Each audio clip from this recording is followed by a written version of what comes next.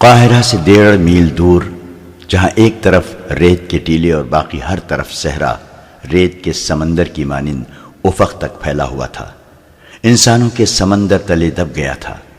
یہ لاکھوں انسانوں کا ہجوم تھا، ان میں شتر سوار بھی تھے اور گھوڑا سوار بھی، بہت سے لوگ گدھوں پر بھی سوار تھے۔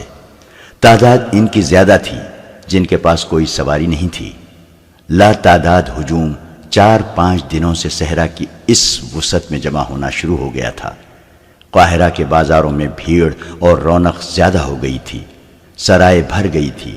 یہ لوگ دور دور سے اس سرکاری منادی پر آئے تھے کہ 6-7 روز بعد قاہرہ کے مضافاتی ریگستان میں مصر کی فوج گھوڑ سواری، شتر سواری، دوڑتے گھوڑوں اور اونٹوں سے تیر اندازی اور بہت سے جنگی کمالات کا مظاہرہ کرے گی۔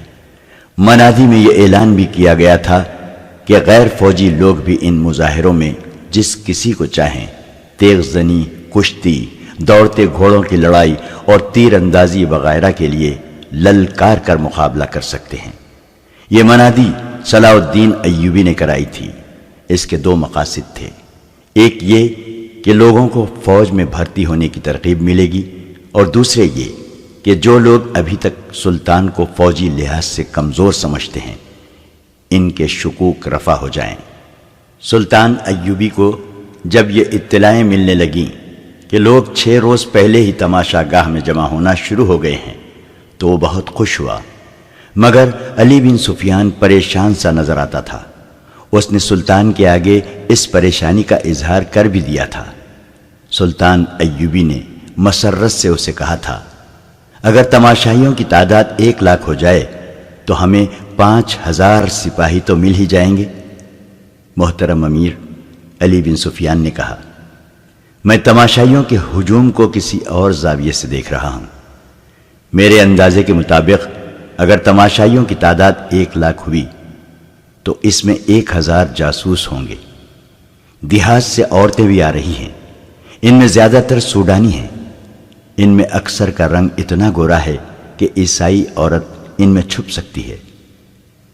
میں تمہاری اس مشکل کو اچھی طرح سمجھتا ہوں علی، سلطان نے کہا، لیکن تم جانتے ہو کہ میں نے جس میلے کا انتظام کیا ہے وہ کیوں ضروری ہے۔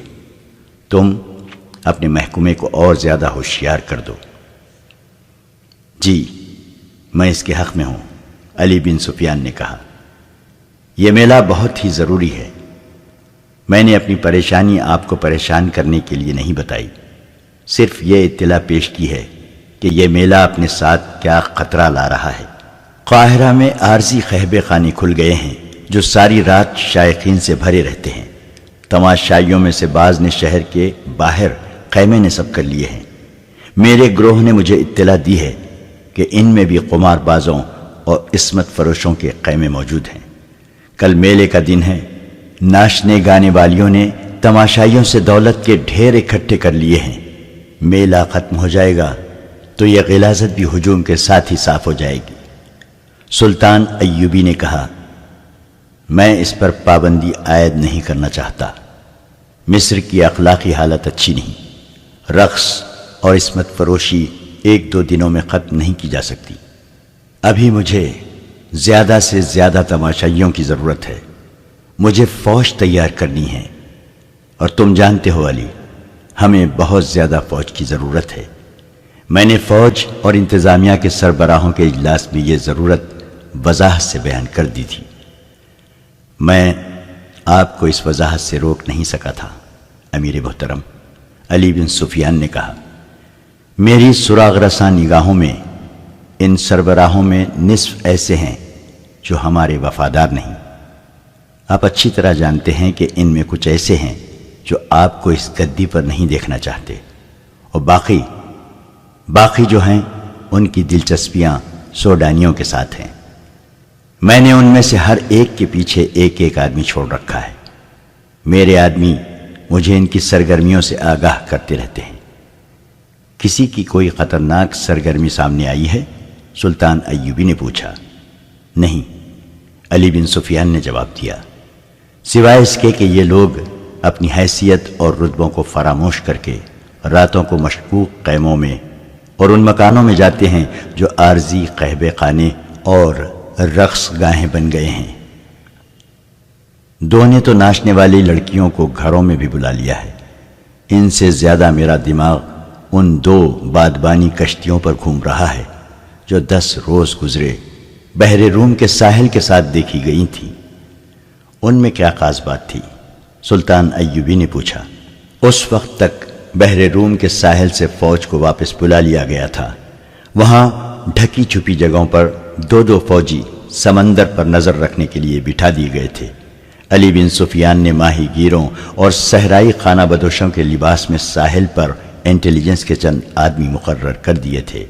یہ اہتمام ایک تو اس لیے کیا گیا تھا کہ صلیبی اچانک حملہ نہ کریں، اور دوسرے اس لیے کہ ادھر سے صلیبیوں کے جاسوس نہ آ سکیں۔ مگر ساحل بہت لمبا تھا، کہیں کہیں چٹانیں بھی تھیں جہاں سمندر اندر آ جاتا تھا، سارے ساحل پر نظر نہیں رکھی جا سکتی تھی۔ 10 روز گزرے ایسی ہی ایک جگہ سے جہاں سمندر چٹانوں کے اندر آیا ہوا تھا۔ 2 بادبانی کشتیاں نکلتی دیکھی تھیں، وہ شاید رات کو آئی تھیں۔ انہیں جاتا دیکھ کر سلطان کے 2 سوار سرپٹ گھوڑے دوڑاتے اس جگہ پہنچے جہاں سے کشتیاں نکل کر گئی تھیں۔ وہاں کچھ بھی نہ تھا، کوئی انسان نہیں تھا، اور کشتیاں سمندر میں دور چلی گئی تھیں۔ کشتیوں اور بادبانوں کی ساخت بتاتی تھی کہ یہ مصر کے ماہی گیروں کی نہیں، سمندر پار کی معلوم ہوتی تھیں۔ سوار تھوڑی دور تک صحرا میں گئے، انہیں کسی انسان کا سراغ نہیں ملا۔ انہوں نے قاہرہ اطلاع بھجوا دی تھی کہ ساحل کے ساتھ 2 مشکوک کشتیاں دیکھی گئی ہیں۔ علی بن سفیان کے لیے یہ ممکن نہ تھا کہ ریگزار میں انہیں ڈھونڈ لیتا جو کشتیوں میں سے اترے تھے۔ اطلاع پہنچتے پہنچتے 3 دن گزر گئے تھے۔ یہ بھی یقین نہیں تھا کہ کشتیوں سے کون اترا ہے۔ علی بن سفیان نے سلطان ایوبی کے اس سوال کے جواب میں کہ ان کشتیوں میں کیا خاص بات تھی، یہ وضاحت کر دی اور کہا، ہم میلے کی منادی 1.5 مہینے سے کرا رہے ہیں۔ 1.5 مہینے میں خبر یورپ کے وسط تک پہنچ سکتی ہے اور وہاں سے جاسوس آ سکتے ہیں۔ مجھے یقین کی حد تک شک ہے کہ تماشائیوں کے ساتھ صلیبیوں کے جاسوس میلے میں آ گئے ہیں۔ قاہرہ میں اس وقت لڑکیاں عارضی طور پر نہیں، مستقل طور پر فروخت ہو رہی ہیں۔ سلطان سمجھتے ہیں کہ ان کے خریدار معمولی حیثیت کے لوگ نہیں ہو سکتے۔ ان خریداروں میں قاہرہ کے تاجر، ہماری انتظامیہ اور فوج کے سربراہ اور نامی گرامی بردہ فروش شامل ہیں۔ بکنے والی لڑکیوں میں صلیبیوں کی جاسوس لڑکیاں ہو سکتی ہیں اور یقیناً ہوں گی۔ سلطان ایوبی ان اطلاعوں سے پریشان نہ ہوا۔ بحر روم میں صلیبیوں کو شکست دیے تقریباً 1 سال گزر گیا تھا۔ علی بن سفیان نے سمندر پار جاسوسی کا انتظام کر رکھا تھا جو مضبوط اور 100% قابل اعتماد نہیں تھا۔ تاہم یہ اطلاع مل گئی تھی کہ صلیبیوں نے مصر میں جاسوس اور تقریب کار بھیج رکھے ہیں۔ ابھی یہ معلوم نہیں ہو سکا تھا کہ مصر کے متعلق ان کے منصوبے کیا ہیں۔ بغداد اور دمشق سے آنے والی اطلاعوں سے پتہ چلا تھا کہ صلیبیوں نے زیادہ تر دباؤ ادھر ہی رکھا ہوا ہے۔ وہاں خصوصاً شام میں وہ مسلمان عمرہ کو عیاشیوں اور شراب میں ڈبوتے چلے جا رہے تھے۔ سلطان نور الدین زنگی کی موجودگی میں صلیبی ابھی براہ راست ٹکر لینے کی جرت نہیں کر رہے تھے۔ بحر روم میں جب صلاح الدین ایوبی نے ان کا بیڑا بمہ لشکر غرق کر دیا تھا، ادھر عرب میں سلطان زنگی نے صلیبیوں کی مملکت پر حملہ کر کے انہیں صلح پر مجبور کیا اور جزیہ وصول کر لیا تھا۔ اس مورکے میں بہت سے صلیبی سلطان زنگی کی قید میں آئے تھے، جن میں رینالٹ نام کا ایک صلیبی سالار بھی تھا۔ سلطان زنگی نے ان قیدیوں کو رہا نہیں کیا تھا کیونکہ صلیبیوں نے مسلمان جنگی قیدیوں کو شہید کر دیا تھا۔ اس کے علاوہ صلیبی عہد شکنی بھی کیا کرتے تھے۔ سلطان ایوبی کو اطمینان تھا کہ ادھر سلطان زنگی سلطنت اسلامیہ کی پاسبانی کر رہا ہے، پھر بھی وہ فوج تیار کر رہا تھا تاکہ صلیبیوں سے فلسطین لیا جائے اور عرب کی سرزمین کو کفار سے پاک کیا جائے۔ اس کے ساتھ ہی وہ مصر کا دفاع مضبوط کرنا چاہتا تھا۔ بیک وقت حملے اور دفاع کے لیے بے شمار فوج کی ضرورت تھی۔ مصر میں بھرتی کی رفتار سلطان ایوبی کے عزائم کے مطابق سست تھی۔ اس کی ایک وجہ یہ تھی کہ سوڈانیوں کی جو فوج توڑ دی گئی تھی، اس کے کماندار اور عہدیدار دیہات میں سلطان ایوبی کے خلاف پروپیگنڈا کرتے پھر رہے تھے۔ اس فوج میں سے تھوڑی سی تعداد سلطان کی فوج میں وفاداری کا حلف اٹھا کر شامل ہو گئی تھی۔ کچھ فوج مصر سے تیار کر لی گئی تھی اور کچھ سلطان زنگی نے بھیج دی تھی۔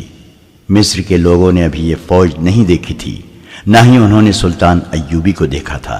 سلطان ایوبی نے اس میلے کا اعلان کر کے اپنے فوجی سربراہوں اور ان کے ماتحت کمانداروں وغیرہ کو ہدایت دی تھی کہ وہ باہر سے آئے ہوئے لوگوں سے ملیں اور پیار و محبت سے ان کا اعتماد حاصل کریں، انہیں باور کرائیں کہ وہ انہی میں سے ہیں، اور ہم سب کا مقصد یہ ہے کہ خدا اور رسول صلی اللہ علیہ وسلم کی سلطنت کو دور دور تک پھیلانا اور اسے صلیبی فتنے سے پاک کرنا ہے۔ میلے سے ایک روز پہلے علی بن سفیان سلطان کو جاسوسوں کے خطرے سے آگاہ کر رہا تھا۔ اس نے کہا، امیر محترم، مجھے جاسوسوں کا کوئی ڈر نہیں۔ دراصل خطرہ اپنے ان کلمہ گو بھائیوں سے ہے جو کفار کے اس زمین دوز حملے کو کامیاب بناتے ہیں۔ اگر ان کا ایمان مضبوط ہو تو جاسوسوں کا پورا لشکر بھی کامیاب نہیں ہو سکتا۔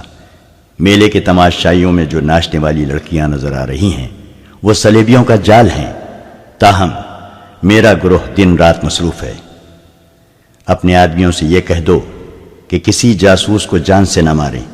سلطان ایوبی نے کہا، زندہ پکڑو۔ جاسوس دشمن کے لیے آنکھ اور کان ہوتا ہے، لیکن ہمارے لیے وہ زبان ہے۔ وہ تمہیں ان کی خبریں دے گا جنہوں نے اسے بھیجا ہے۔ میلے کی صبح طلوع ہوئی۔ وہ میدان بہت ہی وسیع تھا جس کے 3 اطراف تماشائیوں کا ہجوم تھا۔ جس طرف ریت کے ٹیلے تھے ادھر کسی کو نہیں جانے دیا گیا تھا۔ جنگی دف بجنے لگے، گھوڑوں کی ٹاپوں کی آوازیں اس طرح سنائی دیں جیسے سیلابی دریا آ رہا ہو۔ گرد آسمان کی طرف بڑھ رہی تھی۔ یہ 2000 سے زیادہ گھوڑے تھے۔ پہلا گھوڑ سوار میدان میں داخل ہوا۔ یہ صلاح الدین ایوبی تھا۔ اس کے دونوں طرف علم بردار تھے اور پیچھے سواروں کا دستہ تھا۔ گھوڑوں پر پھولدار چادریں ڈالی گئی تھیں۔ ہر سوار کے ہاتھ میں برچھی تھی۔ برچھی کے چمکتے ہوئے پھل کے ساتھ رنگین کپڑے کی چھوٹی سی جھنڈی تھی۔ ہر سوار کی کمر سے تلوار لٹک رہی تھی۔ آہستہ آہستہ گھوڑے چل رہے تھے۔ سوار گردنیں تانے اور سینہ پھلائے بیٹھے تھے۔ ان کے چہروں پر جلالی تاثر تھا۔ یوں معلوم ہوتا تھا جیسے یہ تماشائیوں کے دم بخود ہجوم سے اعلیٰ و برتر ہوں۔ ان کی آن بان دیکھ کر تماشائیوں پر خاموشی طاری ہو گئی تھی۔ ان پر رعب چھا گیا تھا۔ تماشائی نیم دائرے میں کھڑے تھے۔ ان کے پیچھے تماشائی گھوڑوں پر بیٹھے تھے اور ان کے پیچھے کے تماشائی اونٹوں پر بیٹھے تھے۔ ایک ایک گھوڑے اور ایک ایک اونٹ پر 2-2 3-3 آدمی بیٹھے تھے۔ ان کے آگے ایک جگہ شامیانہ لگایا گیا تھا جس کے نیچے کرسیاں رکھی تھیں۔ یہاں اونچی حیثیت والے تماشائی بیٹھے تھے۔ ان میں تاجر بھی تھے، سلطان کی حکومت کے افسر اور شہر کے معززین بھی۔ ان میں قاہرہ کی مسجدوں کے امام بھی بیٹھے تھے۔ انہیں سب سے آگے بٹھایا گیا تھا کیونکہ سلطان ایوبی مذہبی پیشواؤں اور علماء کا اس قدر احترام کرتا تھا کہ ان کی موجودگی میں ان کی اجازت کے بغیر بیٹھتا نہیں تھا۔ ان میں سلطان کے وہ افسر بھی بیٹھے تھے جو انتظامیہ کے تھے، لیکن ان کا تعلق فوج سے تھا۔ سلطان نے انہیں خاص طور پر کہا تھا کہ ان کے زغما میں بیٹھ کر ان کے ساتھ دوستی پیدا کریں۔ ان میں خادم الدین البرق بھی تھا۔ علی بن سفیان کے بعد یہ دوسرا آدمی تھا جو سلطان ایوبی کے خفیہ منصوبوں، مملکت اور فوج کے ہر راز سے واقف تھا۔ اس کا کام ہی ایسا تھا اور اس کا عہدہ سالار جتنا تھا۔ جنگ کے منصوبے اور نقشے اسی کے پاس ہوتے تھے۔ اس کی عمر 40 سال کے قریب تھی۔ وہ عرب کے مردانہ حسن اور جلال کا پیکر تھا۔ جسم توانا اور چہرہ حشاش بشاش تھا۔ البرق کے ساتھ ایک لڑکی بیٹھی تھی، بہت ہی خوبصورت لڑکی تھی۔ وہ نوجوان تھی۔ لڑکی کے ساتھ ایک آدمی بیٹھا تھا جس کی عمر 60 سال سے کچھ زیادہ تھی۔ وہ کوئی امیر کبیر تاجر لگتا تھا۔ البرق کئی بار اس لڑکی کی طرف دیکھ چکا تھا۔ ایک بار لڑکی نے بھی اسے دیکھا تو مسکرا دی، پھر اس نے بوڑھے کی طرف دیکھا تو اس کی مسکراہٹ غائب ہو گئی۔ گھوڑے تماشائیوں کے سامنے سے گزر گئے تو شتر سوار آ گئے۔ اونٹوں کو گھوڑوں کی طرح رنگدار چادروں سے سجایا گیا تھا۔ ہر سوار کے ہاتھ میں ایک لمبا نیزہ اور اس کے پھل سے ذرا نیچے 3-3 انچ چوڑے اور 1.5 فٹ لمبے 2 رنگے کپڑے جھنڈیوں کی طرح بندھے ہوئے تھے۔ ہوا میں وہ پھڑپھڑاتے بہت ہی خوبصورت لگتے تھے۔ ہر سوار کے کندھوں سے ایک کمان آویزاں اور اونٹ کے زین کے ساتھ رنگین ترکش بندی تھی۔ اونٹوں کی گردنیں کم کھا کر اوپر کو اٹھی ہوئیں اور سر جیسے فخر سے اونچے ہو گئے تھے۔ سواروں کی شان نرالی تھی۔ گھوڑ سواروں کی طرح ہر شتر سوار سامنے دیکھ رہا تھا۔ ان کی آنکھیں بھی دائیں بائیں نہیں دیکھتی تھیں۔ یہ اونٹ انہی اونٹوں جیسے تھے جن پر تماشائی بیٹھے ہوئے تھے، لیکن فوجی تربیت، فوجی چال اور فوجی سوار کے نیچے وہ کسی اور جہاں کے لگتے تھے۔ البرق نے اپنے پاس بیٹھی ہوئی لڑکی کو ایک بار پھر دیکھا۔ اب کہ لڑکی نے اسے آنکھوں میں آنکھیں ڈال کر دیکھا۔ اس کی آنکھوں میں ایسا جادو تھا کہ البرق نے اپنے آپ میں بجلی کا جھٹکا سا محسوس کیا۔ لڑکی کے ہونٹوں پر شرم و حیا کا تبسم آ گیا اور اس نے اپنے پاس بیٹھے ہوئے بوڑھے کو دیکھا تو اس کا تبسم نفرت میں بدل گیا۔ البرق کی ایک بیوی تھی جس سے اس کے 4 بچے تھے۔ وہ شاید اس بیوی کو بھول گیا تھا۔ وہ لڑکی کے اس قدر قریب بیٹھا تھا کہ لڑکی کا اٹھا ہوا ریشمی نقاب ہوا سے اڑ کر کئی بار البرق کے سینے سے لگا۔ ایک بار اس نے نقاب ہاتھ سے پرے کیا تو لڑکی نے شرما کر معذرت کی۔ البرق مسکرایا، منہ سے کچھ نہ کہا۔ شتر سواروں کے پیچھے پیادہ فوج آ رہی تھی۔ ان میں تیر اندازوں اور تیغ زنوں کے دستے تھے۔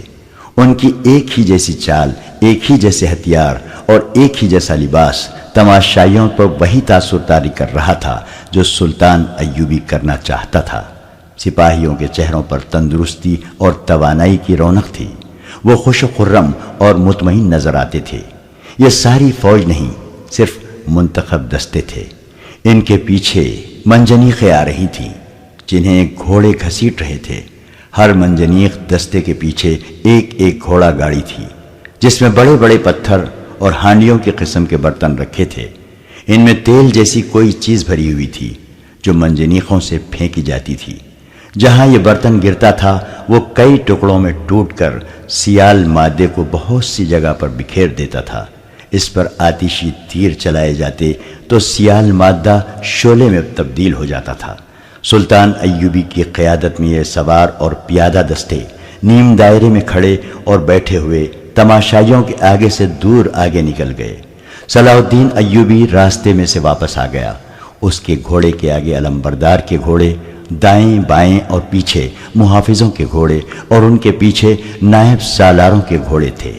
سلطان نے گھوڑا روک لیا، کود کر اترا اور تماشائیوں کو ہاتھ ہوا میں لہرا لہرا کر سلام کرتا شامیانے کے نیچے چلا گیا۔ وہاں بیٹھے ہوئے تمام لوگ اٹھ کھڑے ہوئے۔ سلطان ایوبی نے سب کو سلام کیا اور اپنی نشست پر بیٹھ گیا۔ سوار اور پیادہ دستے دور آگے جا کر ٹیلوں کے عقب میں چلے گئے۔ میدان خالی ہو گیا۔ ایک گھوڑ سوار سر پر گھوڑا دوڑاتا آیا۔ اس کے ایک ہاتھ میں گھوڑے کی لگام اور دوسرے میں اونٹ کی رسی تھی۔ اونٹ گھوڑے کی رفتار کے ساتھ دوڑتا آ رہا تھا۔ میدان کے وسط میں آ کر گھوڑ سوار گھوڑے پر کھڑا ہو گیا۔ اس نے باگیں چھوڑ دی۔ وہ اچھل کر اونٹ کی پیٹھ پر کھڑا ہو گیا۔ وہاں سے کود کر گھوڑے کی پیٹھ پر آ گیا اور وہاں سے زمین پر کود گیا۔ چند قدم گھوڑے اور اونٹ کے ساتھ بھاگا، پھر کود کر گھوڑے پر سوار ہوا۔ گھوڑے اور اونٹ کی رفتار میں کوئی فرق نہیں آیا تھا۔ گھوڑے کی پیٹھ سے وہ اونٹ کی پیٹھ پر چلا گیا اور دور آگے جا کر غائب ہو گیا۔ قادم الدین البرق دائیں کو ذرا سا جھکا۔ اس کے منہ اور لڑکی کے سر کے درمیان 2-3 انچ کا فاصلہ رہ گیا تھا۔ لڑکی نے اسے دیکھا۔ البرق مسکرایا۔ لڑکی شرما گئی۔ بوڑھے نے دونوں کو دیکھا۔ اس کے بوڑھے ماتھے کی شکن گہرے ہو گئے۔ اچانک ٹیلوں کے پیچھے سے ہانڈیوں کی طرح کے مٹی کے وہ برتن جو گھوڑا گاڑیوں پر لدے ہوئے تھے اوپر کو جاتے، آگے آتے اور میدان میں گرتے نظر آئے۔ برتن ٹوٹتے تھے تو تیل اچھل کر بکھر جاتا تھا۔ کم و بیش 100 برتن گرے اور ان سے نکلا ہوا مادہ تقریباً 100 گز لمبائی اور اسی قدر چوڑائی میں بکھر گیا۔ ایک ٹیلے پر 6 تیر انداز نمودار ہوئے۔ انہوں نے جلتے ہوئے فلیتوں والے تیر چلائے جو سیال مادے والی جگہ گڑ گئے۔ فوراً وہ تمام جگہ ایک ایسا شعلہ بن گئی جو گھوڑے کی پیٹھ تک بلند اور کوئی 100 گز تک پھیلا ہوا تھا۔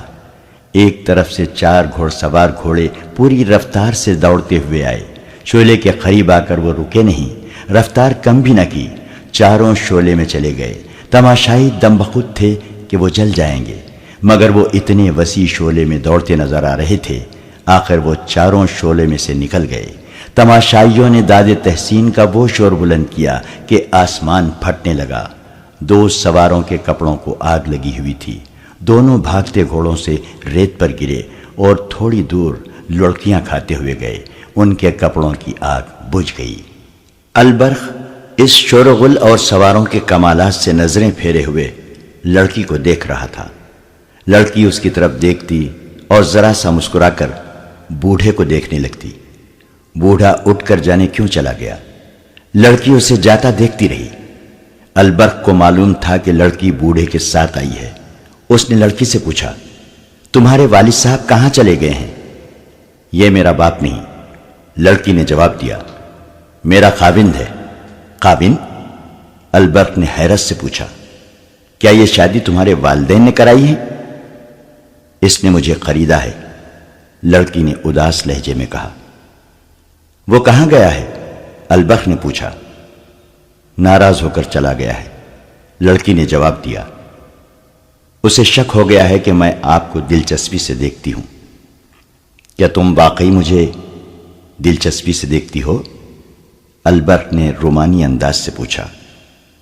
لڑکی کے ہونٹوں پر شرمیلی سی مسکراہٹ آ گئی۔ دھیمی سی آواز میں بولی، میں اس بوڑھے سے تنگ آ گئی ہوں۔ اگر کسی نے مجھے اس سے نجات نہ دلائی تو میں خودکشی کر لوں گی۔ میدان میں سوار اور پیادہ فوجی حیران کن کرتب دکھا رہے تھے اور حرب و ضرب کے مظاہرے کر رہے تھے۔ تماشائیوں نے جنگی مظاہرے پہلے کبھی نہیں دیکھے تھے۔ انہوں نے صرف سوڈانی فوج دیکھی تھی جو خزانے کے لیے سفید ہاتھی بنی ہوئی تھی۔ اس کے کماندار بادشاہوں کی طرح باہر نکلتے تھے۔ ان کے ساتھ اگر فوج کا دستہ ہو تو وہ دیہات کے لیے مصیبت بن جاتے تھے۔ مویشی تک کھول کر لے جاتے تھے۔ کسی کے پاس اچھی نسل کا اونٹ گھوڑا دیکھیے تو زبردستی لے جاتے تھے۔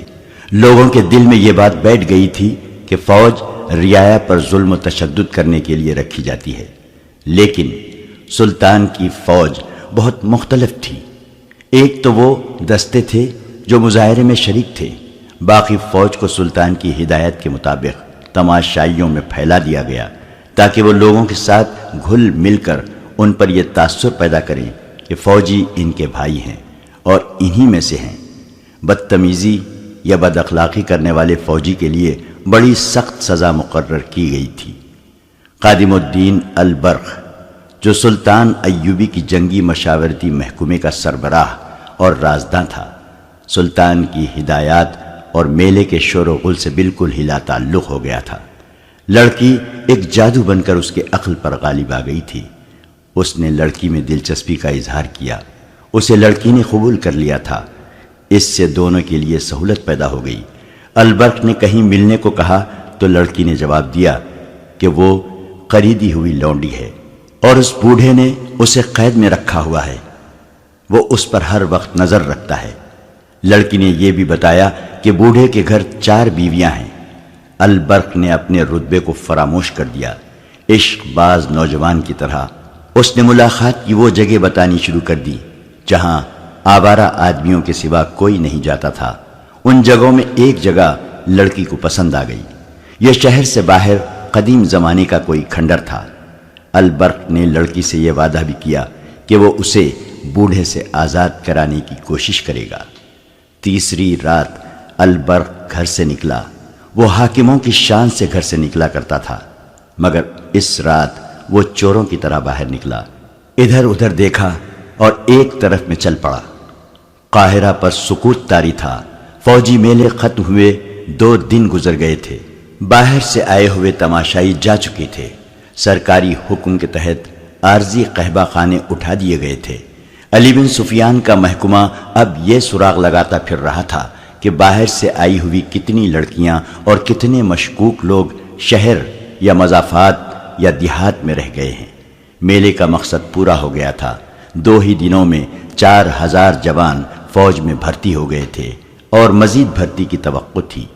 البرخ شہر سے نکل گیا اور اس نے اس کھنڈر کا رخ کیا جہاں لڑکی کو آنا تھا۔ صحرائی گیدڑوں کے سوا زمین و آسمان گہری نیند سو گئے تھے۔ لڑکی نے البرخ سے کہا تھا کہ وہ بوڑھے کی قیدی ہے اور وہ اس پر ہر وقت نظر رکھتا ہے۔ پھر بھی البرخ اس امید پر جا رہا تھا کہ لڑکی ضرور آئے گی۔ ممکنہ خطروں سے نمٹنے کے لیے اس کے پاس ایک خنجر تھا۔ عورت ایسا جادو ہے کہ جس پر طاری ہو جائے وہ کسی کی پرواہ نہیں کیا کرتا۔ عقل و دانش اس کا ساتھ چھوڑ جاتے ہیں۔ البرخ پختہ عمر کا آدمی تھا مگر وہ نادان نوجوان بن گیا تھا۔ ایسے اندھیرے میں کھنڈر کے قریب ایک تاریک سایہ سر سے پاؤں تک لبادے میں لپٹا ہوا نظر آیا اور کھنڈر کے کھڑے سیاہ بھوت میں جذب ہو گیا۔ تو پھر وہ تیز تیز چلتا کھنڈر میں پہنچ گیا۔ گری ہوئی دیوار کے شگاف سے وہ اندر آ گیا۔ آگے اندھیرا کمرہ تھا۔ چھت میں بڑی زور سے کوئی بہت بڑا پرندہ پھڑپڑایا۔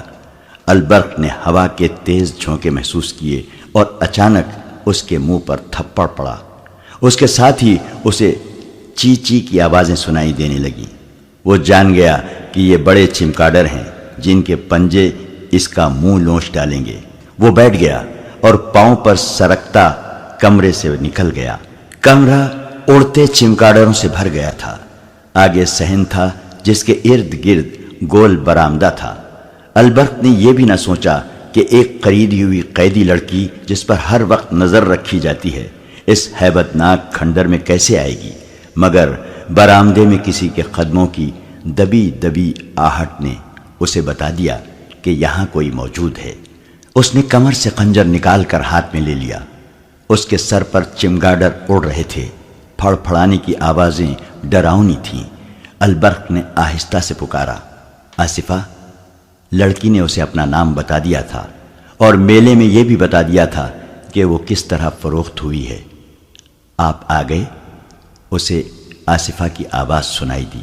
وہ برآمدے میں سے دوڑتی آئی اور البرخ کے ساتھ چپک گئی۔ کہنے لگی، آپ کی خاطر جان کو خطرے میں ڈال کر آئی ہوں۔ مجھے جلدی واپس جانا ہے۔ بوڑھے کو شراب میں نیند کا سفوف پلا آئی ہوں۔ وہ جاگ نہ اٹھے۔ کیا تم اسے شراب میں زہر نہیں پلا سکتی؟ البرخ نے پوچھا۔ میں نے کبھی قتل نہیں کیا، آصفہ نے کہا۔ میں نے تو کبھی یہ بھی نہیں سوچا تھا کہ اس طرح کسی غیر مرد سے ملنے اس ڈراؤنے کھنڈر میں آؤں گی۔ البرخ نے اسے بازوؤں میں جکڑ لیا۔ اچانک ان کے پیچھے برآمدہ روشن ہو گیا۔ جس کمرے میں سے البرخ گزر کر آیا تھا اس میں سے 2 مشعلیں نکلیں۔ یہ لکڑیوں کے سروں پر تیل میں بھیگے ہوئے کپڑے لپیٹ کر بنائی گئی تھیں۔ ان کے شعلے خاصے بڑے تھے۔ البرخ نے آصفہ کو اپنے پیچھے کر لیا۔ اس کے ہاتھ میں خنجر تھا۔ یہ کھنڈر میں رہنے والی بدروہیں تھیں یا لڑکی کے تعاقب میں اس کا خاوند آ گیا تھا؟ البرخ ابھی سوچ ہی رہا تھا کہ ایک آواز گرجی، دونوں کو قتل کر دو۔ مشعلیں قریب آئیں تو ان کے ناشتے شعلوں میں البرخ اور آصفہ کو 4 آدمی نظر آئے۔ ایک کے ہاتھ میں برچھی اور 3 کے پاس تلواریں تھیں۔ انہوں نے مشعلیں زمین میں گاڑ دیں۔ کھنڈر کا صحن روشن ہو گیا۔ چاروں آدمی البرخ کے گرد بھوکے بھیڑیوں کی طرح آہستہ آہستہ چکر میں چلنے لگے۔ آصفہ اس کے پیچھے تھی۔ برآمدے میں سے ایک اور آواز آئی، مل گئے؟ زندہ نہ چھوڑنا۔ یہ لڑکی کے بوڑھے خاوند کی آواز تھی۔ آصفہ البرخ کے عقب سے آگے آ گئی۔ اس نے حقارت اور غصے سے بوڑھے سے کہا، آگے آؤ اور مجھے قتل کر دو۔ میں تم پر لعنت بھیجتی ہوں۔ میں اپنی مرضی سے یہاں آئی ہوں۔ چاروں مسلح آدمی ان کے گرد کھڑے تھے۔ برچی والے نے برچی آہستہ آہستہ آصفہ کی طرف کی اور اس کی نوک اس کے پہلو سے لگا کر کہا، مرنے سے پہلے برچی کی نوک دیکھ لو، لیکن تم سے پہلے یہ شخص تڑپ تڑپ کر تمہارے سامنے مرے گا جس کی خاطر تم یہاں آئی ہو۔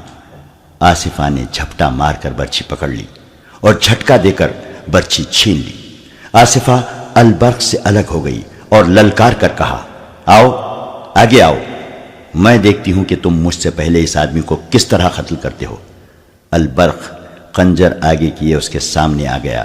لڑکی نے برچھی سے اس پر وار کیا جس سے اس نے برچھی چھیننی تھی۔ وہ آدمی پیچھے کو بھاگا۔ اس کے ساتھیوں نے البرق پر حملہ کرنے کی بجائے صرف پہترے بدلے۔ وہ البرق کو آسانی سے قتل کر سکتے تھے مگر وہ بڑھ کر حملہ نہیں کر رہے تھے۔ آصفہ کی للکار گرج رہی تھی۔ وہ بڑھ کر وار کرتی تھی مگر وار خالی جاتا تھا۔ البرق نے ایک آدمی پر خنجر سے حملہ کیا تو دو آدمی اس کے پیچھے آئے۔ آصفہ ایک ہی جست میں اس کے پیچھے ہو گئی۔ اس کے ہاتھ میں لمبی برچھی تھی جو تلوار کا مقابلہ کر سکتی تھی۔ خنجر تلوار کے مقابلے میں کچھ بھی نہیں تھا۔ بوڑھا ایک طرف کھڑا اپنے آدمیوں کو للکار رہا تھا۔ تھوڑی سی دیر انہوں نے البرق اور آصفہ پر حملے کیے۔ آصفہ ان پر ٹوٹ ٹوٹ پڑتی تھی۔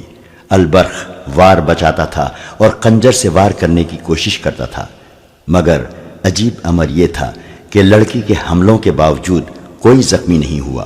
بوڑھے کے آدمیوں نے بھی تیغ زنی کے جوہر دکھائے مگر البرق اور آصفہ کو خراش تک نہ آئی۔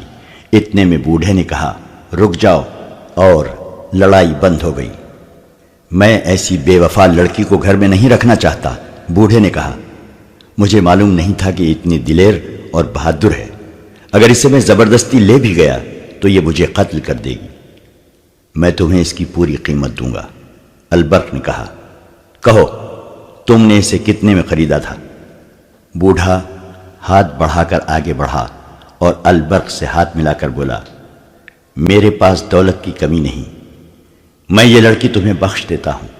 اسے تمہارے ساتھ اتنی محبت ہے کہ تمہاری خاطر اتنے سارے آدمیوں کے مقابلے میں آ گئی ہے۔ میں اسے اس لیے بھی تمہارے حوالے کرتا ہوں کہ یہ جنگجو نسل کی لڑکی ہے۔ میں تاجر اور سوداگر ہوں، یہ کسی تم جیسے جنگجو کے گھر میں اچھی لگے گی۔ تیسری وجہ یہ ہے کہ تم سلطان صلاح الدین ایوبی کی حکومت کے حاکم ہو۔ میں سلطان کا وفادار اور مرید ہوں۔ میں تمہیں ناراض نہیں کرنا چاہتا۔ جاؤ، میں نے اسے طلاق دی اور اسے تم پر حلال کر دیا۔ چلو دوستو، انہیں اکیلا چھوڑ دو۔ وہ مشعلیں اٹھا کر چلے گئے۔ البرق کی حیرت کی انتہا یہ تھی کہ اس کے پاؤں تلے زمین ہلنے لگی۔ اسے یقین نہیں آ رہا تھا۔ وہ اسے بوڑھے کا فریب سمجھ رہا تھا۔ اسے یہ خطرہ نظر آ رہا تھا کہ یہ لوگ راستے میں گھات لگا کر ان دونوں کو قتل کریں گے۔ آصفہ کے ہاتھ میں برچھی تھی، وہ البرق نے لے لی اور کچھ دیر بعد کھنڈر سے نکلے۔ وہ دائیں بائیں اور پیچھے دیکھتے تیز تیز چلنے لگے۔ ذرا سی آہٹ سنائی دیتی تو وہ چونک کر رک جاتے، ہر طرف اندھیرے میں دیکھنے کی کوشش کرتے اور آہستہ آہستہ چل پڑتے۔ شہر میں داخل ہوئے تو ان کی جان میں جان آئی۔ آصفہ نے رک کر بازو البرق کے گلے میں ڈال دیے اور پوچھا، آپ کو مجھ پر اعتماد ہے یا نہیں؟ البرق نے اسے سینے سے لگا لیا۔ اس پر جذبات کا اتنا غلبہ تھا کہ کچھ بول نہ سکا۔ لڑکی نے اسے بے دام خرید لیا تھا۔ اسے یہ تو اب پتہ چلا تھا کہ لڑکی اسے کیسی دیوانگی سے چاہتی ہے اور کتنی بہادر ہے۔ دراصل وہ لڑکی کے حسن پر مر مٹا تھا۔ اس کی بیوی اس کی ہم عمر تھی۔ آصفہ کو دیکھ کر اس نے محسوس کیا کہ وہ بیوی اس کے کام کی نہیں رہی۔ اس دور میں جب عورت فروخت ہوتی تھی، گھر میں بیوی کی کوئی حیثیت نہ تھی۔ بیک وقت 4 بیویاں تو خاوند اپنا حق سمجھتا تھا، لیکن جو پیسے والے تھے وہ 2-4 خوبصورت لڑکیاں بغیر نکاح کے رکھ لیتے تھے۔ مسلمان عمرہ کو عورت نے ہی تباہ کیا تھا۔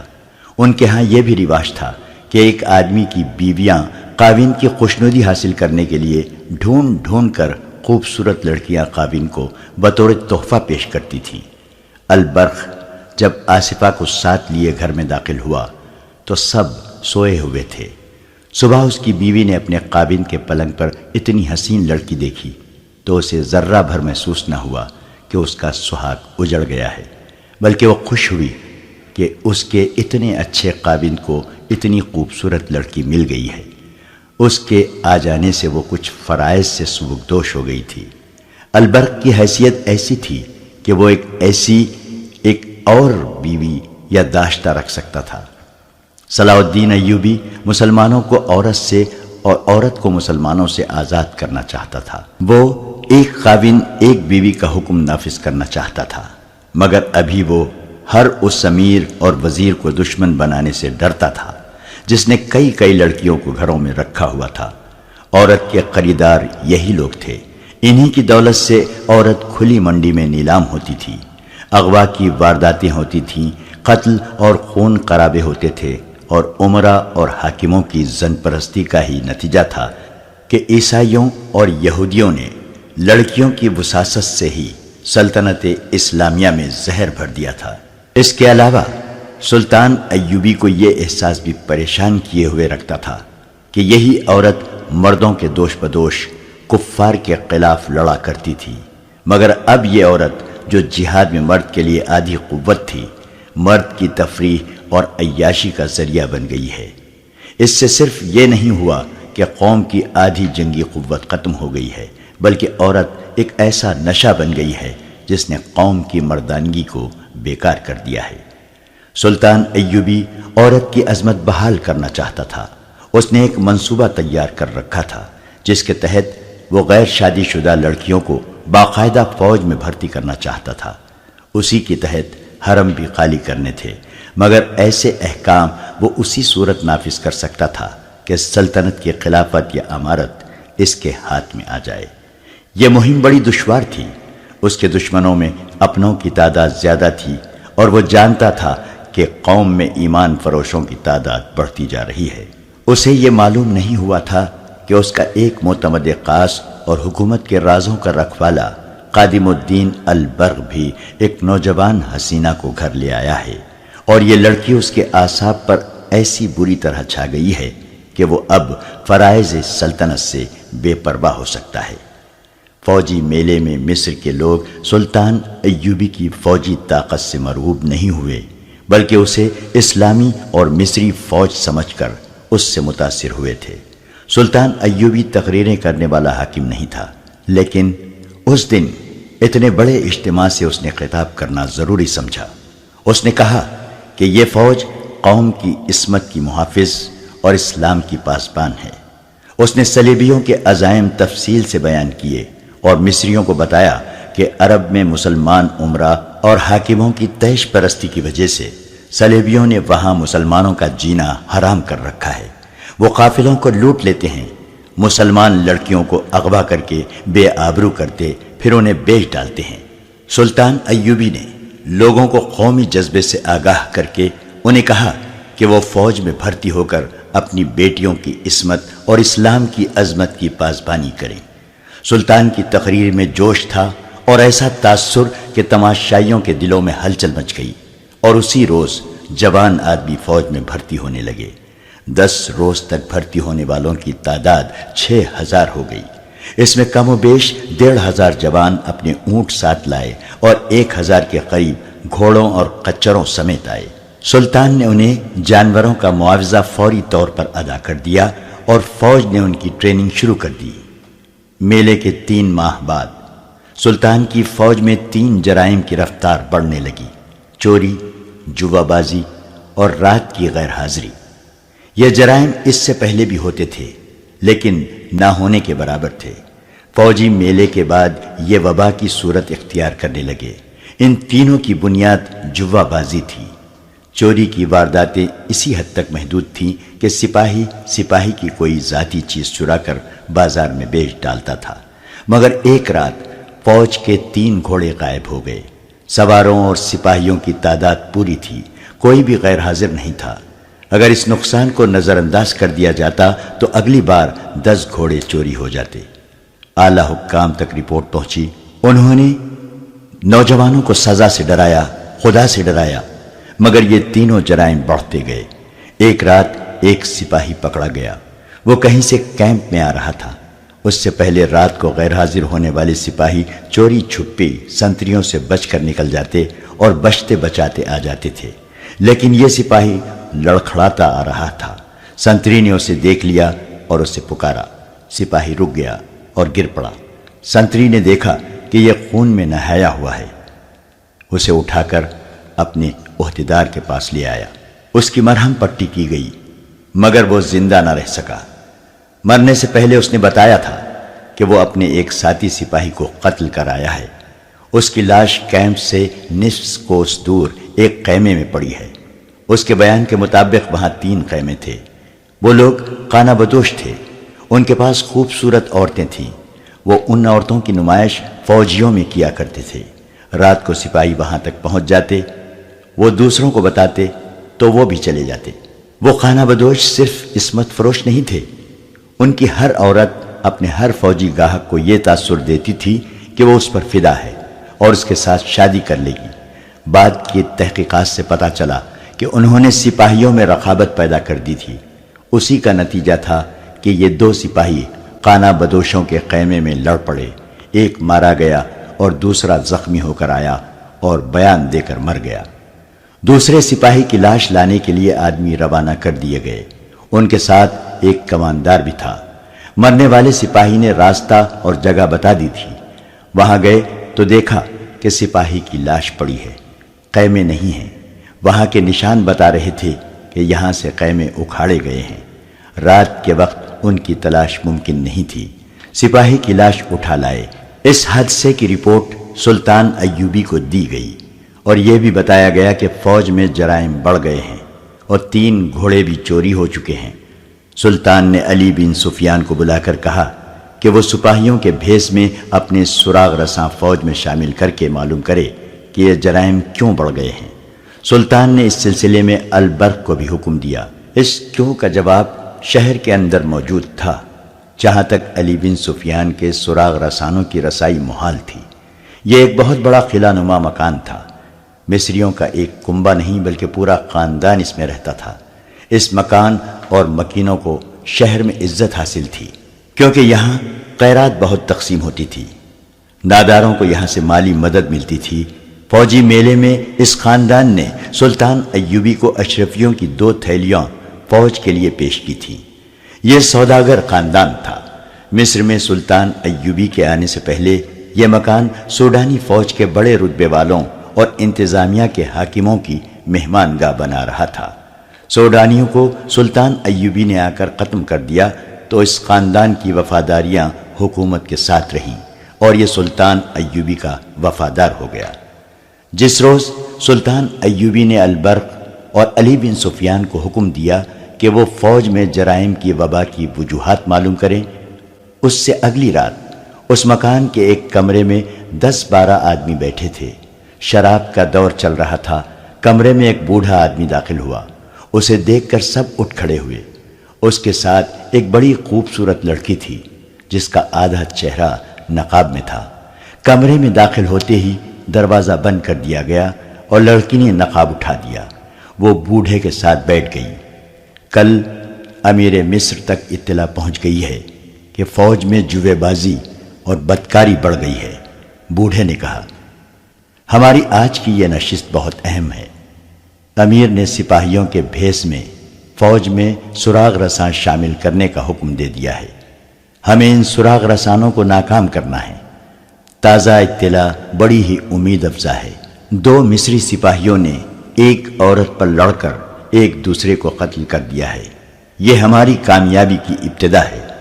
3 مہینوں میں صرف ایک مسلمان سپاہی نے دوسرے کو قتل کیا اور خود بھی قتل ہوا۔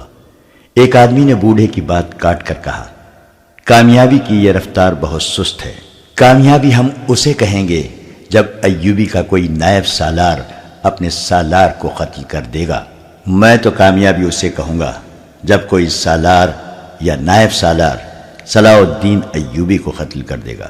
بوڑھے نے کہا، مجھے معلوم ہے کہ 1000 سپاہی قتل ہو جائیں تو بھی کوئی فرق نہیں پڑتا۔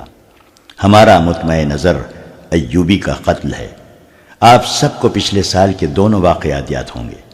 ساحل پر سلطان ایوبی پر تیر چلایا گیا، وہ قطع گیا۔ روم سے آدمی آئے، وہ ایسے ناکام ہوئے کہ سب کے سب مارے گئے اور ایک بدبخت مسلمان ہو گیا۔ اس سے کیا ظاہر ہوتا ہے؟ یہی کہ سلطان کو قتل کرنا اتنا آسان نہیں جتنا آپ لوگ سمجھتے ہیں۔ یہ بھی ہو سکتا ہے کہ ایوبی قتل ہو جائے تو اس کا جانشین اس سے زیادہ سخت اور کٹر مسلمان ثابت ہو۔ اس لیے یہ طریقہ زیادہ بہتر ہے کہ اس کی فوجوں کو اس خوبصورت تباہی کے راستے پر ڈال دو جس پر سلیب کے ستاروں نے بغداد اور دمشق کے مسلمان عمرا اور حاکموں کو ڈال دیا ہے۔ سلیب کے پرستاروں اور سوڈانیوں کو شکست کھائے 1 سال گزر گیا ہے۔ ایک نے کہا، اس 1 سال میں آپ نے کیا کیا ہے؟ محترم، آپ بڑا لمبا راستہ اختیار کر رہے ہیں۔ 2 آدمیوں کا قتل بے حد لازمی ہے، ایک صلاح الدین ایوبی، دوسرا علی بن سفیان۔ اگر علی بن سفیان کو ختم کر دیا جائے تو ایوبی اندھا اور بہرا ہو جائے۔ ایک اور نے کہا، میں نے وہ آنکھیں حاصل کر لی ہیں جو سلطان ایوبی کے سینے کے ہر ایک راز کو دیکھ سکتی ہیں۔ بوڑھے نے کہا، اور اس لڑکی کی پیٹھ پر ہاتھ رکھا جو اس کے ساتھ آئی تھی۔ بوڑھے نے کہا، یہ ہیں وہ آنکھیں، دیکھ لو ان آنکھوں میں کیا جادو ہے۔ تم سب نے صلاح الدین ایوبی کے ایک حاکم قادم الدین البرق کا نام سنا ہوگا، تم میں سے بعض نے اسے دیکھا بھی ہوگا۔ صرف 2 آدمی ہیں جو صلاح الدین ایوبی کے سینے میں دیکھ سکتے ہیں، ایک علی اور دوسرا البرق۔ علی بن سفیان کو قتل کرنا حماقت ہوگی۔ میں نے جس طرح البرق پر قبضہ کر لیا ہے اسی طرح علی پر بھی کر لوں گا۔ البرق آپ کے قبضے میں آ چکا ہے؟ ایک نے پوچھا۔ ہاں، بوڑھے نے لڑکی کے ریشمی بالوں کو ہاتھ سے چھیڑ کر کہا، میں نے اسے ان زنجیروں میں جکڑ لیا ہے۔ میں نے آج آپ سب کو چند اور باتیں بتانے کے علاوہ یہ ایک خوشخبری بھی سنانے کے لیے بلایا ہے کہ ہمیں جلدی برخاست ہونا ہے، کیونکہ ہم سب کا ایک ہی جگہ اکٹھا ہونا ٹھیک نہیں۔ اس لڑکی کو تم سب شاید جانتے ہو۔ مجھے بالکل امید نہیں تھی کہ یہ اتنی استادی سے یہ ڈرامہ کھیل لے گی۔ اس کی عمر دیکھیے، پختہ نہیں ہے۔ میں پورا 1 سال ایسے موقع کی تلاش میں مارا مارا پھرتا رہا کہ علی بن سفیان یا البرق کو یا دونوں کو پھانس سکوں۔ میں ان سے ملا کبھی نہیں، کیونکہ میں ان کی شناخت میں نہیں آنا چاہتا تھا۔ فوجی حکام کو سلطان شہریوں سے دور رکھتا ہے۔ آخر اس نے فوجی میلے کا اعلان کر دیا اور مجھے پتہ چل گیا کہ اس نے اپنے فوجی کمانداروں، سالاروں اور عہدیداروں سے کہا ہے کہ میلے میں وہ شہریوں میں بیٹھیں اور ان سے باتیں کریں اور ان پر اپنا رعب نہیں بلکہ اعتماد پیدا کریں۔ مجھے علی بن سفیان کہیں نظر نہیں آیا۔ اس لڑکی کو میں ساتھ لے گیا تھا۔ البرق نظر آ گیا۔ اس کے ساتھ 2 کرسیاں خالی تھیں۔ میں نے لڑکی کو اس کے بازو بٹھا دیا۔ اسے میں 8 مہینوں سے استادی طریقے سکھا رہا تھا۔ مجھے اپنا بوڑھا خاوند اور اپنے آپ کو قریدی ہوئی مظلوم لڑکی بتا کر اس نے البرق جیسے مومن کو اپنی خوبصورتی میں گرفتار کر لیا۔ ملاقات کا وقت اور جگہ طے کر لی۔ میں نے اسے بتایا کہ اسے کھنڈر میں کیا ناٹک کھیلنا ہے۔ لڑکی کھنڈر میں چلی گئی۔ میں 4 آدمیوں کے ساتھ وہاں موجود تھا۔ 2 آدمی اس وقت یہاں موجود ہیں، 2 کو آپ سب نہیں جانتے۔ وہ ہمارے گروہ کے آدمی ہیں۔ اس نے البرق پر ثابت کر دیا کہ یہ اس کی خاطر جان دے دے گی۔ ہمارے 4 ساتھیوں نے البرق پر اور اس پر تلواروں سے حملے کیے۔ اس نے برچی کے وار کیے۔ یہ ناٹک اس قدر حقیقی معلوم ہوتا تھا کہ البرق کو شک تک نہ ہوا۔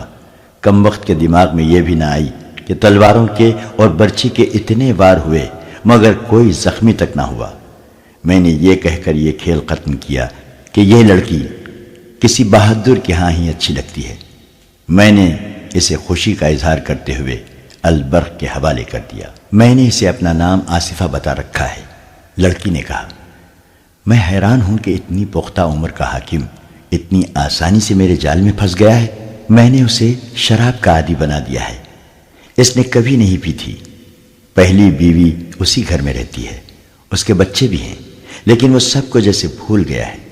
لڑکی نے محفل کو تفصیل سے بتایا کہ اس نے کیسے کیسے طریقوں سے سلطان ایوبی کے اس معتمد خصوصی کی عقل کو اپنی مٹھی میں لے رکھا ہے۔ ان 3 مہینوں میں یہ لڑکی مجھے صلاح الدین ایوبی کے کئی قیمتی راز دے چکی ہے۔ بوڑھے نے کہا، سلطان ایوبی بہت زیادہ فوج تیار کر رہا ہے، اس میں سے وہ آدھی مصر میں رکھے گا اور باقی نصف کو اپنی کمان میں عیسائی بادشاہوں کے خلاف لڑانے کے لیے لے جائے گا۔ اس کی نظر یروشلم پر بھی ہے، لیکن البرق سے اس لڑکی نے جو راز لیے ہیں وہ یہ ہیں کہ سلطان سب سے پہلے اپنے مسلمان حکمرانوں اور قلعے داروں کو متحد کرے گا۔ ان کے اتحاد کو صلیب کے پرستاروں نے بالکل اسی طرح بکھیر دیا ہے جس طریقے سے ہم نے البرق کو اپنے قبضے میں لے لیا ہے۔ تو کیا ہم یہ سمجھیں کہ البرق اب ہمارے گروہ کا فرد ہے؟ ایک آدمی نے پوچھا۔ نہیں، بوڑھے نے جواب دیا، وہ سچے دل سے ایوبی کا وفادار ہے، وہ اتنا ہی وفادار اس لڑکی کا بھی ہے۔ یہ لڑکی سلطان، قوم اور اسلام کی وفاداری کا اظہار ایسے والہانہ طریقے سے کرتی ہے کہ البرق اسے قوم کی جانباز بیٹی سمجھتا ہے۔ اس لڑکی کے حسن و جوانی اور محبت کے عملی اظہار کا جادو الگ ہے۔ البرق کو ہم اپنے ساتھ نہیں ملا سکتے، ضرورت ہی کیا ہے، وہ پوری طرح ہمارے ہاتھوں میں کھیل رہا ہے۔ سلطان ایوبی اور کیا کرنا چاہتا ہے؟ اس گروہ کے ایک رکن نے پوچھا۔ اس کے ذہن میں سلطنت اسلامیہ ہے، بوڑھے نے کہا۔ وہ صلیب کی سلطنت میں اسلام کا جھنڈا گاڑنے کا منصوبہ بنا چکا ہے۔ ہمارے ان جاسوسوں کو جو سمندر پار سے آئے ہیں، ایوبی نے گرفتار اور بیکار کرنے کے لیے علی بن سفیان کی نگرانی میں ایک بہت بڑا گروہ تیار کیا ہے۔ البرق سے حاصل کی ہوئی اطلاعات کے مطابق اس نے جابازوں کی ایک الگ فوج تیار کی ہے جسے وہ صلیبی ملکوں میں بھیج کر جاسوسی اور تباہی کرائے گا۔ اس فوج کی ٹریننگ شروع ہو چکی ہے۔ صلاح الدین ایوبی کے منصوبے بہت خطرناک ہیں۔ انہی کو عملی جامہ پہنانے کے لیے اس نے فوجی میلے کا ڈھونگ رچایا اور 6-7 ہزار جوان بھرتی کر لیے ہیں۔ لوگ ابھی تک بھرتی ہو رہے ہیں۔ بھرتی ہونے والوں میں سوڈانی بھی ہیں۔ مجھے اوپر سے جو ہدایات ملی ہیں وہ یہ ہیں کہ ایوبی کی فوج میں بدکاری کے بیج بونے ہیں۔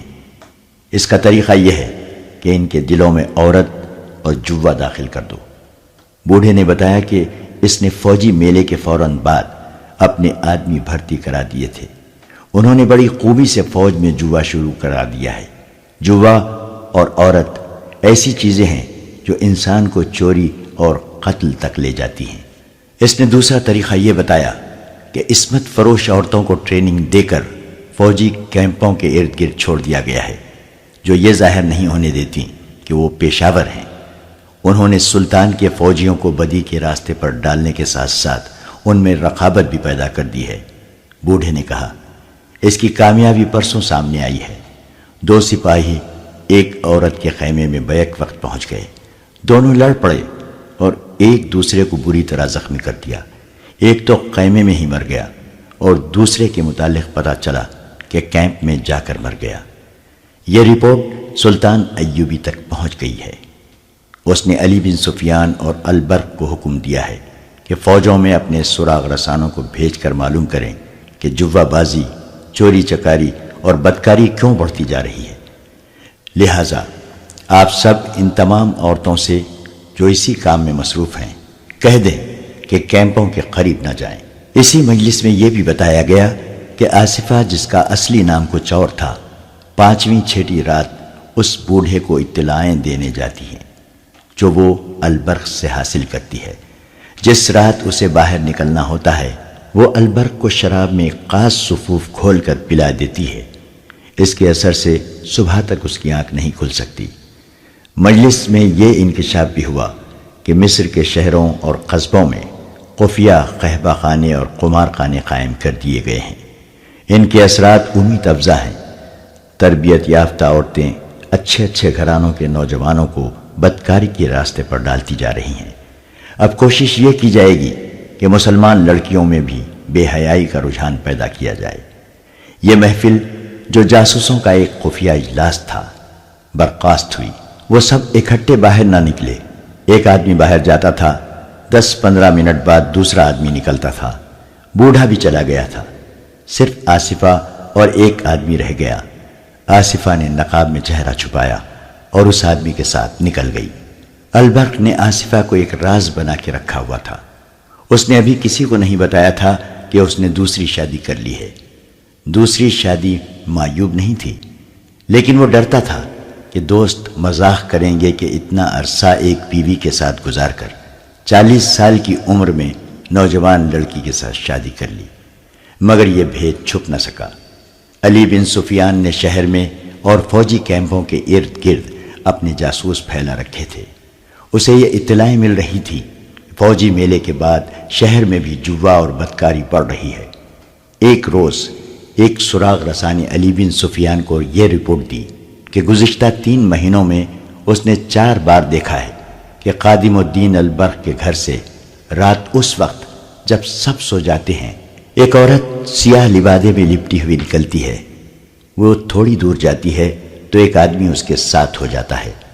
سراغ رسا نے بتایا کہ 2 بار اس نے یہیں تک دیکھا۔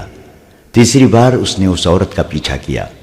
وہ اس آدمی کے ساتھ ایک مکان میں چلی گئی، وہاں سے کچھ دیر بعد نکلی اور اس آدمی کے ساتھ واپس چلی گئی۔ اس سراغ رسا نے بتایا کہ اس نے اس عورت کو گزشتہ رات گھر سے نکلتے ایک آدمی کے ساتھ جاتے دیکھا تو تعقب کیا۔ وہ اسی مکان میں داخل ہو گئی۔ ذرا سی دیر بعد وہ ایک آدمی کے ساتھ مکان سے نکلی۔ وہ دونوں شہر کے ایک بہت بڑے مکان میں داخل ہو گئے۔ سراغ رساں مکان سے دور دور رہا۔ بہت سا وقت گزر جانے کے بعد اس مکان سے ایک ایک کر کے 11 آدمی نکلے۔ آخر میں یہ عورت ایک آدمی کے ساتھ نکلی۔ سراغ رساں اندھیرے سے فائدہ اٹھاتے ہوئے ان کے تعقب میں گیا۔ البرق کے مکان سے کچھ دور آدمی ایک اور طرف چلا گیا اور عورت البرق کے مکان میں داخل ہو گئی۔ سراغ رساں البرق جیسے حاکم کے گھر کے متعلق کوئی بات کہنے کی جرت نہیں کر سکتا تھا، لیکن علی بن سفیان کی ہدایات اور احکام بڑے ہی سخت تھے۔ اس نے اپنے جاسوسوں، مخبروں اور سراغ رسانوں سے کہہ رکھا تھا کہ وہ سلطان ایوبی کی کسی حرکت کو شک سے دیکھے تو بھی اسے بتائیں۔ وہ کسی کے رتبے کا لحاظ نہ کریں۔ جہاں انہیں کسی قسم کا شک ہو، خواہ کتنا ہی معمولی کیوں نہ ہو، وہ علی بن سفیان کو تفصیل سے بتائیں۔ یہ سبق جاسوسی کی ٹریننگ میں شامل تھا کہ جاسوسی کی کامیابی کا دار و مدار ایسی ہی حرکتوں اور باتوں سے ہوتا ہے جنہیں بے معنی سمجھ کر نظر انداز کر دیا جاتا ہے۔ اس سراغ رسا نے 4 مرتبہ جو مشاہدہ کیا تھا وہ علی بن سفیان کے لیے اہم تھا۔ وہ البرق کی بیوی کو اچھی طرح جانتا تھا۔ وہ ایسی عورت نہیں تھی کہ راتوں کو کسی غیر مرد کے ساتھ باہر جائے۔ البرق کی کوئی بیٹی جوان بھی نہیں تھی۔ یہ تو کسی کو بھی علم نہ تھا کہ البرق نے ایک نوجوان لڑکی کے ساتھ شادی کر لی ہے۔ اس نے اس مسئلے پر بہت غور کیا۔ اسے یہ خیال بھی آ گیا کہ البرق اس کا دوست بھی ہے۔ اسے حق پہنچتا تھا کہ اس کے دوست کے گھر میں کوئی گڑبڑ ہے تو اس کے لیے کچھ کرے، مگر اس کے ذہن میں جو سوچ غالب تھی وہ یہ تھی کہ شہر میں مشکوک عورتوں کا ریلا سا آ گیا تھا۔ کہیں ایسا تو نہیں کہ البرق کسی بدکار عورت کے چکر میں آ گیا ہو۔ ایک طریقہ اس کے دماغ میں آ گیا۔ اس نے اپنے محکومے کی ایک عورت کو اس روپ میں البرق کے گھر میں بھیجا کہ وہ ایک مظلوم عورت ہے، اس کا خاوند مر گیا ہے اور اس کے بیٹے آوارہ ہو گئے ہیں، لہٰذا اس کی اعانت کی جائے۔ ہدایت کے مطابق یہ عورت اس وقت البرق کے گھر میں گئی جب وہ گھر میں نہیں تھا۔ دوسری ہدایت کے مطابق وہ سارے گھر میں پھری تو اسے آصفہ نظر آ گئی۔ یہ عورت البرق کی پہلی بیوی سے ملی، اپنی فریاد پیش کی اور کہا کہ البرق کی پہلی بیوی یعنی البرق سے اس کی سفارش کرے۔ باتوں باتوں میں اس نے کہا، آپ کی بیٹی کی شادی ہو گئی ہے یا ابھی کنواری ہے؟ اسے جواب ملا، یہ میری بیٹی نہیں، میری خاوند کی دوسری بیوی ہے۔ 3 مہینے ہوئے انہوں نے دوسری شادی کر لی ہے۔ علی بن سفیان کے لیے یہ اطلاع حیران کن تھی۔ اس کے دل میں یہی شک پیدا ہو گیا کہ رات کو باہر جانے والی اس کی نئی بیوی ہو سکتی ہے۔ علی نے ایک اور عورت کے ہاتھ البرق کی پہلی بیوی کو پیغام بھیجا کہ وہ اسے کہیں باہر ملنا چاہتا ہے مگر البرق کو پتہ نہ چلے۔ اس نے یہ بھی کہلا بھیجا تھا کہ ان کے گھر کے متعلق کوئی بہت ہی ضروری بات کرنی ہے۔ علی نے ملاقات کے لیے ایک جگہ بھی بتا دی اور وقت وہ بتایا جب البرق دفتر میں مصروف ہوتا تھا۔ وہ آ گئی۔ علی بن سفیان کے دل میں اس معزز عورت کا بہت ہی احترام تھا۔ اس نے البرق کی بیوی سے کہا کہ اسے معلوم ہوا ہے کہ البرق نے دوسری شادی کر لی ہے۔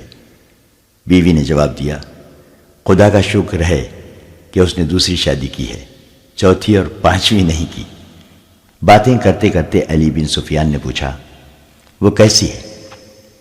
بہت خوبصورت ہے، بیوی نے جواب دیا۔ شریف بھی ہے؟ علی بن سفیان نے پوچھا۔ آپ کو اس پر کسی قسم کا شک تو نہیں؟ کچھ دیر تک وہ گہری سوچ میں پڑی رہی۔ علی نے کہا، اگر میں یہ کہوں کہ وہ کبھی کبھی رات کو باہر چلی آتی ہے تو آپ برا تو نہ مانیں گی؟ وہ مسکرائی اور کہنے لگی، میں خود پریشان تھی کہ یہ بات کس سے کروں۔ میرے خاوند کا یہ حال ہے کہ اس کا غلام ہو گیا ہے، مجھ سے تو اب بات بھی نہیں کرتا۔ میں اس لڑکی کے خلاف خاوند کے ساتھ بات کروں تو مجھے گھر سے نکال دے، وہ سمجھے گا کہ میں حسد سے شکایت کر رہی ہوں۔ یہ لڑکی صاف نہیں، ہمارے گھر میں شراب کی بو بھی کبھی نہیں آئی تھی، اب وہاں مٹکے خالی ہوتے ہیں۔ شراب؟ علی بن سفیان نے چونک کر پوچھا، البرق شراب بھی پینے لگا ہے؟ صرف پیتا نہیں، بیوی نے کہا، بدمست اور مدہوش ہو جاتا ہے۔ میں نے 6 بار اس لڑکی کو رات کے وقت باہر جاتے اور بہت دیر بعد آتے دیکھا ہے۔ میں نے یہ بھی دیکھا ہے کہ جس رات لڑکی کو باہر جانا ہوتا ہے اس رات البرق بے ہوش ہو جاتا ہے، صبح بہت دیر سے اٹھتا ہے۔ لڑکی بدماش ہے، اسے دھوکہ دے رہی ہے۔ لڑکی بدماش نہیں، علی بن سفیان نے کہا، وہ جاسوس ہے، وہ البرق کو نہیں قوم کو دھوکہ دے رہی ہے۔ جاسوس؟ بیوی نے چونک کر کہا، میرے گھر میں جاسوس؟ وہ اٹھ کھڑی ہوئی، دانت پیس کر بولی، آپ جانتے ہیں کہ میں شہید کی بیٹی ہوں۔ البرق پکا مسلمان تھا، اس نے زندگی اسلام کے نام پر وقف کر رکھی تھی۔ میں بچوں کو جہاد کے لیے تیار کر رہی ہوں، اور آپ کہتے ہیں کہ میرے بچوں کا باپ ایک جاسوس لڑکی کے قبضے میں آ گیا ہے؟ میں اپنے بچوں کے باپ کو قربان کر سکتی ہوں، قوم اور اسلام کو قربان ہوتا نہیں دیکھ سکتی۔ میں دونوں کو قتل کر دوں گی۔ علی بن سفیان نے اسے بڑی مشکل سے ٹھنڈا کیا اور اسے سمجھایا کہ ابھی یہ یقین کرنا ہے کہ یہ لڑکی جاسوس ہے، اور یہ بھی دیکھنا ہے کہ البرق بھی جاسوسوں کے گروہ میں شامل ہو گیا ہے یا اسے شراب پلا کر صرف استعمال کیا جا رہا ہے۔ اس عورت کو یہ بھی بتایا گیا ہے کہ جاسوسوں کو قتل نہیں گرفتار کیا جاتا ہے اور ان کے دوسرے ساتھیوں کے متعلق پوچھا جاتا ہے۔ علی بن سفیان نے اسے کچھ ہدایات دی اور اسے کہا کہ وہ لڑکی کی ہر حرکت پر نظر رکھے۔ یہ عورت چلی گئی۔ یوں معلوم ہوتا تھا جیسے علی بن سفیان کی ہدایت پر ٹھنڈے دل سے عمل کرے گی، مگر اس کی چال اور اس کے انداز سے یہ بھی معلوم ہوتا تھا کہ کسی بھی وقت بے قابو ہو جائے گی۔ وہ حرم کی عورت نہیں تھی، وہ خاوند کی وفادار بیوی اور ملک و ملت پر جان نثار کرنے والی قوم کی بیٹی تھی۔ خادم الدین البرق اور علی بن سفیان صرف رفیق کار ہی نہیں تھے، ان کی گہری دوستی بھی تھی۔ وہ ہم عمر تھے، انہوں نے اکٹھے مورچے لڑے تھے، دونوں سلطان ایوبی کے پرانے ساتھی تھے۔ اتنی گہری دوستی کے باوجود البرق نے علی بن سفیان سے دوسری شادی چھپا رکھی تھی۔ علی کو معلوم ہوا تو اس نے البرق کے ساتھ اس ضمن میں کوئی بات نہ کی۔ وہ اس کی بیوی کی وساطت سے اس کے گھر کا معمہ حل کرنے کی کوششوں میں لگا ہوا تھا۔ اس نے البرق کے مکان اور اس مکان کے درمیان اپنے جاسوسوں میں اضافہ کر دیا تھا، جہاں البرق کی نئی بیوی رات کو جایا کرتی تھی۔ البرق کی پہلی بیوی کے ساتھ باتیں کیے 2 راتیں گزر گئی تھیں، لڑکی باہر نہیں نکلی تھی۔ جاسوس پوری رات بیدار رہے تھے۔ تیسری رات نصف شب سے ذرا پہلے علی بن سفیان گہری نیند سویا ہوا تھا۔ اس نے اپنے عملے اور اپنے ملازموں سے کہہ رکھا تھا کہ وہ جب چاہیں اسے جگا سکتے ہیں۔ وہ ان حاکموں سے مختلف تھا جو کسی کو آرام میں مقل ہونے کی اجازت نہیں دیتے تھے۔ اس رات علی کو ملازم نے گہری نیند سے بیدار کیا اور کہا، عمر آیا ہے، گھبرایا ہوا ہے۔ علی بن سفیان کمان سے نکلے ہوئے تیر کی طرح کمرے سے نکلا सहन 2-3 छलांगों में अबूर किया और देवड़ी से बाहर निकल गया। उसके अमले का एक आदमी बाहर खड़ा था। उसने कहा, मुलाजिम को दौड़ाएं, 10-12 सवार फौरन मंगवाएं, अपना घोड़ा जल्दी तैयार करें, फिर आपको बताता हूं कि क्या हुआ है। अली बिन सुफियान ने मुलाजिम को 14 मुसल्ला सवार और अपना घोड़ा और तलवार लाने को दौड़ाया और उमर से पूछा, कहो क्या बात है। उमर और आजिर नाम के 2 जासूस आसिफा को देखने के लिए मुतय्यन थे। अली बिन सुफियान ने उन्हें हुक्म दे रखा था कि लड़की घर से निकलकर कहीं जाए तो उसे फौरन इत्तला दी जाए। उमर बड़ी खतरनाक इत्तला लेकर आया था। उसने बताया कि थोड़ी देर गुजरी, अलबर्क के घर से सियाह चादर में सर से पांव तक लिपटी हुई एक औरत निकली। 50-60 गज आगे गई तो अलबर्क के घर से उसी लिबास में एक और औरत निकली। वो बहुत तेज तेज अगली औरत के पीछे चली गई। जब उससे जरा दूर रह गई तो अगली औरत रुक गई। दोनों जासूस छुपे हुए थे, उन्हें कोई न देख सका। वो ताक़ुब भी छुप कर करते थे। दोनों औरतों में न जाने क्या बात हुई। उनमें से एक ने ताली बजाई। कहीं करीब से एक आदमी निकला। उसने बाद में आने वाली औरत को पकड़ना चाहा। औरत ने उस पर किसी हथियार का वार किया जो अंधेरे में नजर नहीं आता था। उस आदमी ने भी उस पर हथियार से वार किया। जो औरत पहले आई थी उसकी आवाज सुनाई दी, इसे उठाकर ले चलो।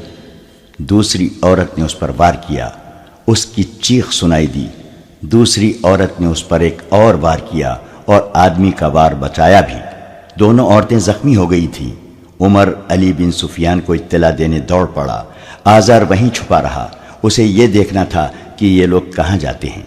अली बिन सुफियान ने इस किस्म के हंगामी हालात के लिए तेज रफ्तार और तजुर्बेकार लड़ाका सवारों का एक दस्ता तैयार रखा हुआ था। ये सवार अपने घोड़ों के करीब सोते थे। जीने और हथियार उनके पास रहते थे। उन्हें यह मशक कराई जाती थी कि रात के वक्त ज़रूरत पड़ने पर वो चंद मिनटों में तैयार होकर ज़रूरत की जगह पहुँचें। वो इस कदर तेज हो गए थे कि अली बिन सुफियान के मुलाजिम ने दस्ते के कमानदार को इत्तला दी कि 14 सवार भेज दो, तो वो अली बिन सुफियान के कपड़े बदलने और उसका घोड़ा तैयार होने तक पहुंच गए। अली बिन सुफियान की क़यादत और उमर की रहनुमाई में वो वारदात की जगह पहुंचे। 2 सवारों के हाथों में डंडों के साथ तेल में भीगे हुए कपड़ों की मशलें थीं।